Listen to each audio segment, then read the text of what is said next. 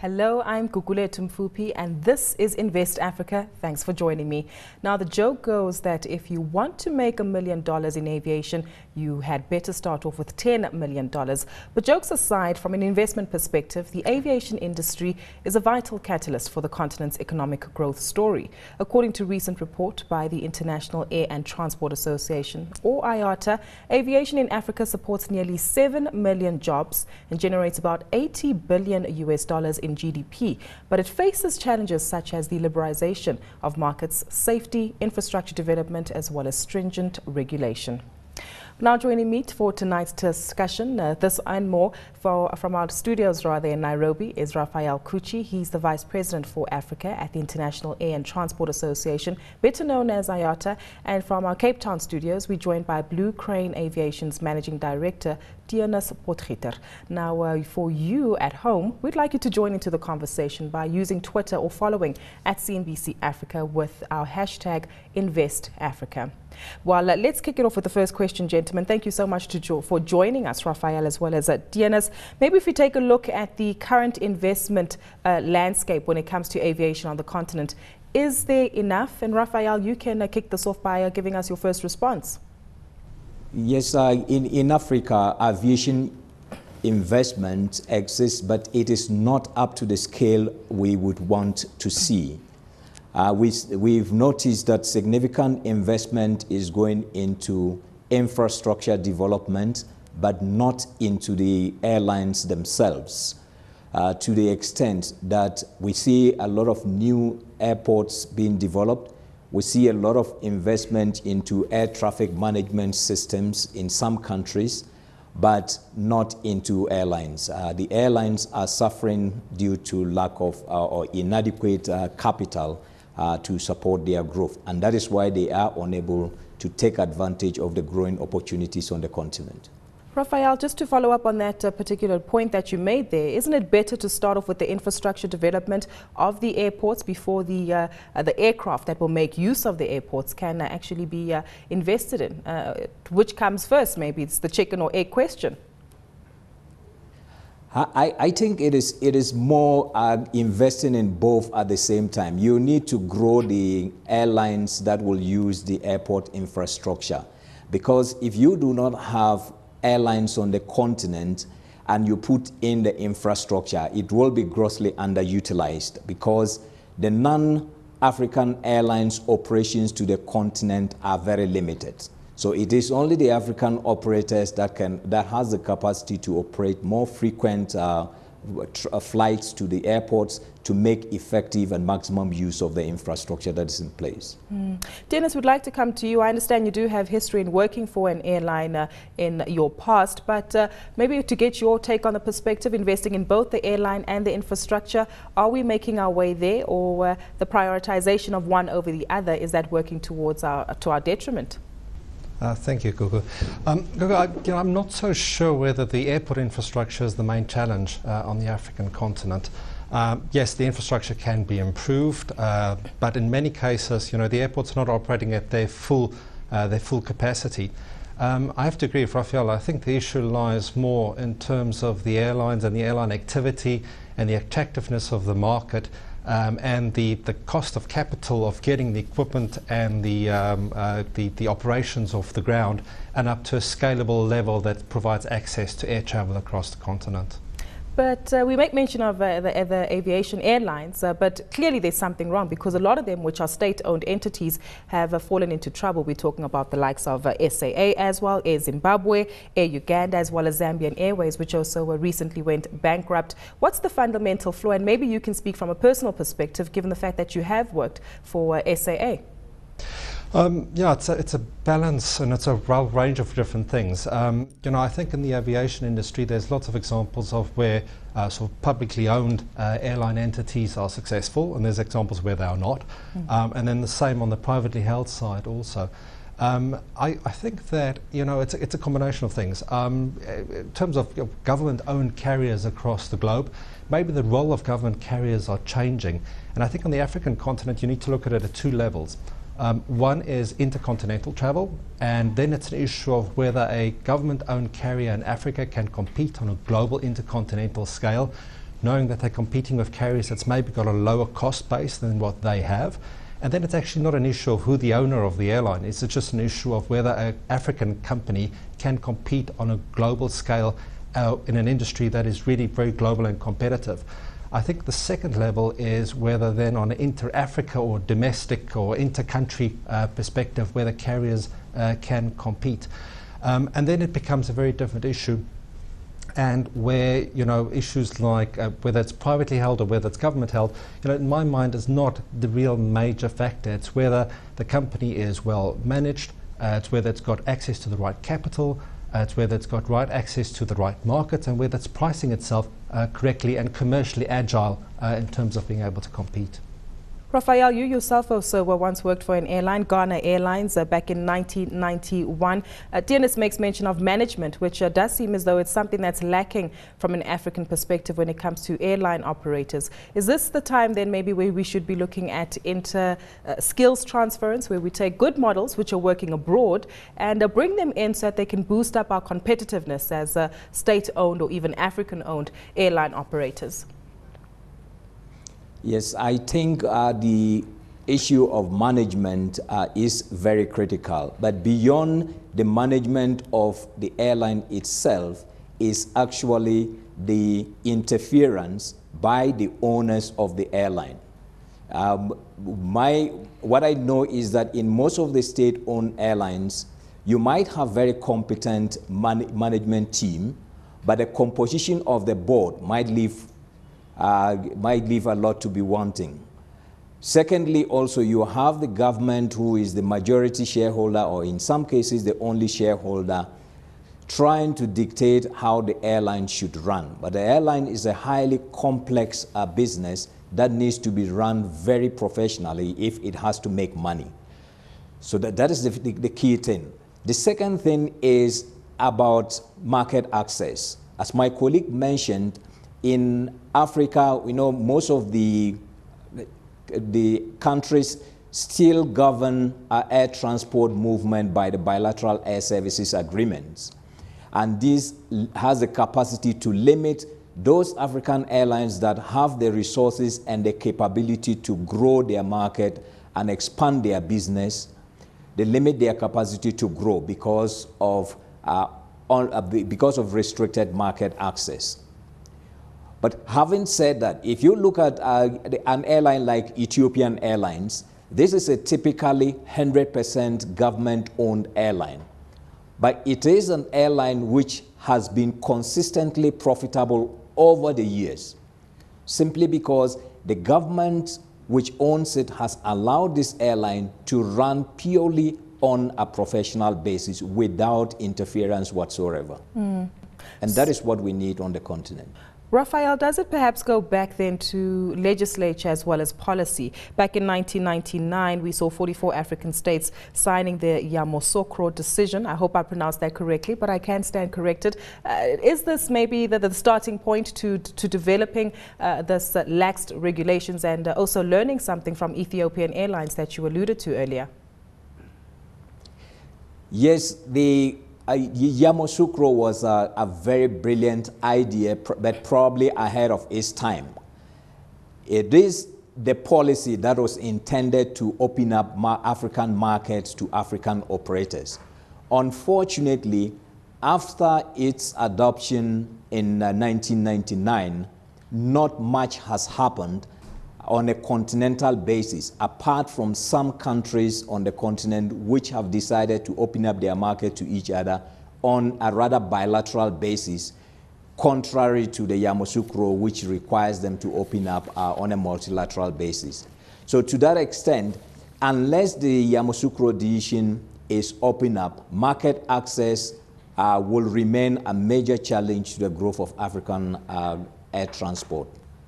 Dennis, from your perspective, what's holding us back? It seems as though the conversation is taking place, the agreements are being made, but execution is where the problem lies. Yeah, I think that there's very much still a nationalistic view when it comes to, you know, market access across the African continent. You know, it's around boundaries or borders that exist between countries that removes the ability to access different markets. So, for me, the issue on the African continent and the hindrance to growth is that the airline business is an issue. It comes down to economics of scale. And in this business, if you don't have economics of scale and if you don't have a large operation, it becomes more and more difficult to actually run a profitable business. So the issue is, number one, is that it's market access and that there needs to be more of a open skies view that exists across the continent. And the issue is that it comes down to nations, and nations are protecting their own carriers. But if carriers are going to operate in their own right on a small scale, they're never going to be able to be competitive. And that's why you are seeing, let's look at Ethiopian Airlines. Raphael was mentioning Ethiopian Airlines. Ethiopian Airlines is starting to operate their own or expansion of their own brand across different markets across the continent, so that they can leverage off the scale of their operation that they've got in Ethiopia. So this is the first step of starting to create pan-African brands, or that's interlined in terms of one airline, so that you can get that scale benefit. So on the one side it is market access, the other side of it is economics. Because if you don't have the scale, you're not going to have the economics to actually run a profitable organization. But just to come back to the one point that Raphael also mentioned, in terms of the government ownership, I think one of the things that is very important is that there needs to be a very clearly defined line between government ownership and their involvement in terms of airlines. And this is part of the issue, where a lot of governments are acting, I think, in a national perspective. They're trying to protect their own airline. Because they're protecting their own airline, they're not allowing the airline industry to flourish. And the Middle East at the moment, I think, is the best example of where government has taken the exact opposite stand. It is the airlines are still owned by the government, but the government is looking for free and open market where everybody's able to operate. And that improves the competitiveness of the local carrier, but that also allows that carrier or the government to execute their own plans with those specific airlines that they do own. Dearness, just before we go to an ad break, does this not present an opportunity then for privatization? Yes, it does. But then you need to sort of separate again the view of state versus the view of, what is the purpose of having an airline in a country. So that's the one issue. But the other issue is also, to get more people involved and interested in the private sector to actually invest in the aviation industry. Because I think that's been part of the hindrance also on the continent, is that maybe the aviation industry doesn't have the best name or the best image. And that's why private investors are maybe not stepping forward in the industry as I believe that they should be. I don't think the issue of aviation on the African continent is going to be solved by government carriers and changing the perspective of governments and how they manage airlines.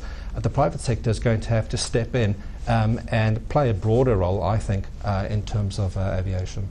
It does seem as though it's a tough, tricky one to manage and strike a balance between the two. But we will continue with this conversation with both Dearness and Raphael. It's time for us to take a quick break, but when we come back, we unpack more regarding African aviation investment. Don't go anywhere.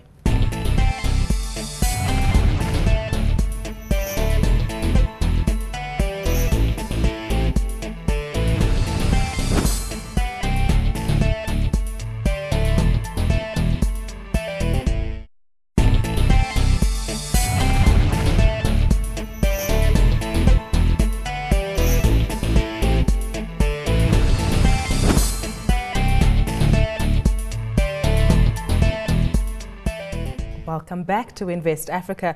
Well, tonight we're taking a look at investing in aviation on the continent. But do remember that we value your suggestions and feedback, so please do send us an email to investafrica@abn360.com or interact with us on Twitter via @CNBC using the hashtag InvestAfrica. Still with me are my guests. In Nairobi is Raphael Kuuchi. He's the Vice President for Africa at the IATA. And in Cape Town, we're joined by Blue Crane Aviation's Managing Director, Dearness Potgieter. Well, we will continue now with our conversation, taking a look at the investment strategies across the continent in the aviation industry.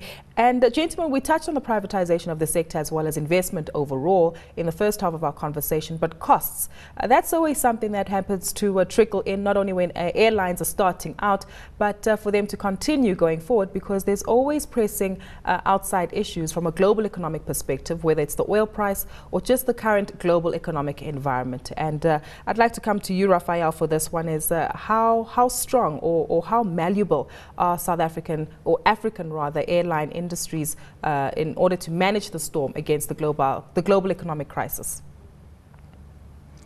Well, cost definitely is a major issue on African aviation, and if you look at the African aviation compared to operators from other parts of the world, African airlines incur significantly higher cost in their operations, and that impacts on their profitability.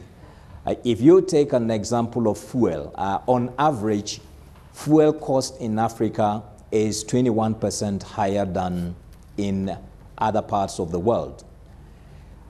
Added to that, we have a high regime of taxes, charges, and fees from airports and the governments on airline operators on the continent. And all this makes the operations of an airline rather very expensive, making also the prices of air tickets comparatively expensive compared to tickets bought from outside of the continent. We are engaged as IATA with governments in efforts to try and reduce some of the taxes and charges by, first of all, looking at transparency in the fixing of particularly the fuel prices. We notice there are a lot of built-in elements which should not otherwise be included in the tax element, the fuel price, but which are in there. And we are reviewing this with some of the governments which have imposed the highest taxes on fuel on the continent. Maybe if we can explore your success rate on that front, Raphael. Are governments cooperating with the disclosure as well as openness as to where these taxes and high costs actually are incurred from? Yes, to some extent. Even though this requires a lot of lobbying, we have made some modest successes. We succeeded in getting the government of Angola 2 years ago to reduce the fuel bill by 20 cents per liter. The same year, we got the government of Ghana to also reduce the fuel, the charges on the fuel by 21%. And then last year, IATA, in partnership with AFRA, had discussions with the fuel refinery in Abidjan, Ivory Coast, which resulted in the fuel refinery reducing the fuel price in that market by 16%. Now, these have resulted in significant savings. But if, in spite of these reductions, in fact, the fuel prices in these markets remain comparatively high. And across the continent, fuel price generally is very, very high. But it takes a long time before you are able to break in with one success story. We are currently engaged with the government of Zambia, also discussing the fuel taxes. In Kenya, we are engaged with the government on the VAT that is being charged on the pipeline that conveys fuel from the port to Nairobi, to the airport in Nairobi. And we are not closer to a conclusion, but we are very hopeful that sooner or later we would have good news in these areas. Dennis, cost is something that you also will be very familiar with. When you liaise with the new entrants into the market, what kind of advice and suggestions do you offer when it comes to managing their cost structures, as that's where the play regarding competition with the bigger players, many of whom are state-funded, where that comes into play, where they have a bottomless pit of cash flow, whereas for a private, new small player into the market, that isn't always the case. Yeah, you know, I think one of the major issues, I think, for a lot of carriers on the African continent is sort of the basic factor for running an airline is the aircraft. And it's getting access to the right aircraft. It's making a right selection in terms of the right aircraft that you need. It's making sure you've got a fuel-efficient aircraft, that you've got aircraft that are relatively new if you cannot get new aircraft. It's making sure that you've got the right maintenance structures and organisation in place, and that you've got the right cost structures that sits around there too. So I think for me, some of the work that we've done with a number of African carriers is that's the starting point, is we don't necessarily have the right aircraft to run the operation that we need. So it's getting access to the right aircraft and the funding that is required. So we started the discussion on the funding that's required in this business. Well, the biggest issue is around the funding to the aircraft and getting access to those aircraft. And if you look in Africa today, there's a few carriers that operate new aircraft, and these are the aircraft, the airlines that in general is also more successful. So it's being able to get access to a fleet of aircraft that provides you with the right economics so that you can compete. I think the second issue where we're also seeing a lot of issues for carriers is around currency and management of currency. So as the currency moves up and down, you know, in airlines, you know, more than 50% of the cost is dollar denominated. So suddenly overnight, if you have a 20% devaluation over a period of time in your currency over a year's time, some of the changes we've seen in South Africa, you know, suddenly your cost moves up by 10-20% in a year's time, and you're not able to recoup that cost necessarily from a customer's perspective, from a pricing perspective.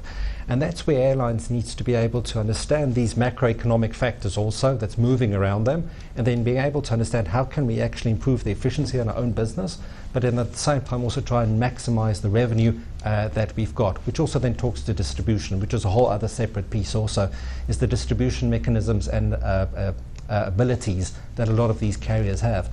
You know, it's not just an issue of opening up an airline and think you're going to start making money from day one, you're going to have passengers from day one. It's really understanding how I'm going to distribute and get to passengers during that sales process. Tennyson, maybe that takes us to the competitive environment where low-cost carriers are trying to enter the aviation market. The likes of FlySafair are expected to start flying in between Joburg and Cape Town later on this year, in October if I'm not mistaken. And others like FastJet and Fly Dubai are fighting to get a piece of the pie on the East African part of the market. Are we expecting to see a higher failure rate as we have seen in the past when it comes to smaller aircraft carriers? You know, I'm not so sure if it's a failure rate. I think, you know, the airline industry should be welcoming, you know, new competitors into the market, because it helps grow the market, it exposes the travelling market to new options that exist. There needs to be the right regulations in place to make sure that we've got well-funded airlines, that we've got airlines that's safe and secure, and all of these different hygiene factors that needs to be in place. So for me personally, and you know, from our perspective, I think it's very good that we're seeing more and more of these carriers start up. But the issue that I think that will be an issue for all of these carriers is scale. As I said earlier, you know, in the aviation business, you need scale. You need to be able to compete with the competitors in terms of frequency. You need the right number of aircraft. And it's very difficult to start growing an airline business from 1 or 2 aircraft and think you're going to grow the business over a period of time and keep on funding yourself in terms of that growth. And I think that's where a challenge sits for a lot of these smaller low-cost carriers as they do get started.